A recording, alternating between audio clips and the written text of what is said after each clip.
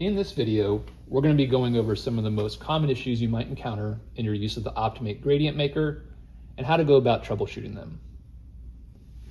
One of the issues you may face if you're seeing issues during dispensing or if you're hearing strange noises from your pumps is to confirm that the tubing is properly installed in those dispense pumps. A couple of common use errors that we see are that users may install the tubing with the labeling inside the actual mechanism of the pump, as shown here. What that can do is cause the rollers to not have a good constant engagement with the tubing, which can lead to dispense issues down the line. Another issue that we see is that users will have the tubing installed too far back into the pumps and not properly seated on the grooves on either side of the pump. And this can cause, once again, the rollers not to be in good contact with that tubing, leading to poor performance when dispensing. To resolve these issues is very straightforward. You simply need to unclamp your pump, readjust your tubing so that the labels are on either opposing side of the dispense pump and that they're properly seated in those grooves. You also want to make sure that you're not stretching the tubing when clamping or pushing it in when clamping so that you have nice constant engagement between the rollers and the tubing during use. Simply clamp down your pump and you're good to go.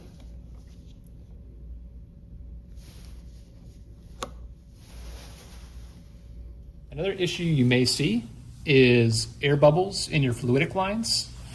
If that's the case and you're observing air in your lines or liquid, a couple things to check and confirm are that all your Luer connections between your reagent bottles and your upper fluidics are fully tightened, and that on top of that, your dip tube in your bottle is fully submerged to the bottom of the bottle and not pooling air. The dip tubes are adjustable as necessary and can be retracted and lowered by simply pushing or pulling on said tubing if needed. Another issue you may encounter is if you see droplets forming at the end of your probe and growing or falling off. That could be indicative of an incomplete seal or an air leakage in your system. You may also see this manifest as errors during the calibration process or underfills occurring during your method runs. If you see any of these things, some of the most important things to check are: one, that all of your unused tubing lines are pinched off at the manifold holder and that they are properly clamped, even if they're unused, in each of the dispense pumps. In this particular setup, I'm only using line number 1. And so lines 2, 3, and 4 should all be pinched. In this case, line 2 was not.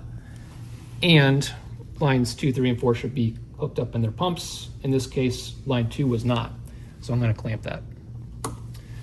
The other area to double check is to ensure that your probe is sufficiently tightened to your manifold and that you've got a good, robust seal at that interface.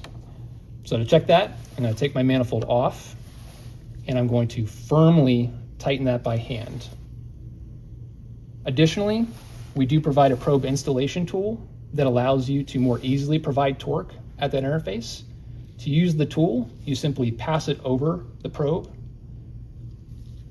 slide it up. In this case, I'm going to remove it first. And you can see that the tool itself holds the probe directly as shown.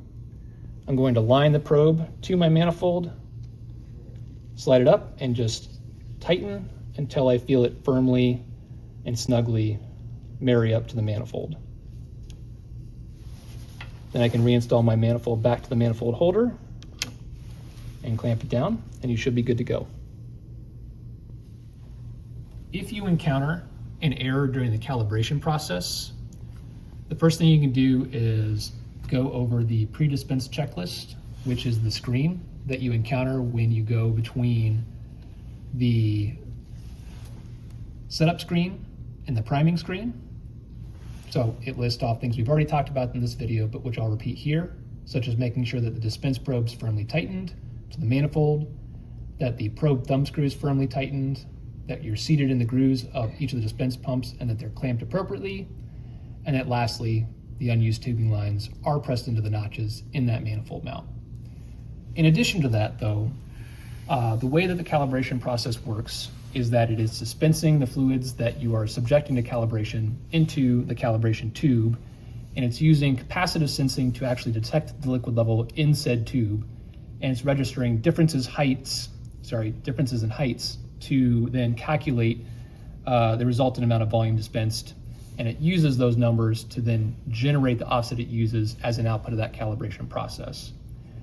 We find that if the calibration tube is not cleaned and dried prior to starting that process, droplets on the surrounding walls of that tube can actually change the profile of the liquid meniscus and affect those measurements, which can result in either the error that we just saw on the screen, or potentially it can affect the values that come out of that calibration process. So it's very important to, as mentioned, both clean using like a DI water or an ethanol rinse the tube, followed up by drying the insides of the tube out. You can either use a Kim wipe, roll it up, and then clean the inside surfaces, or you can use a Q-tip to accomplish the same thing. The important thing being to make sure that all droplets are in fact removed from the tube prior to initiating any sort of a calibration run.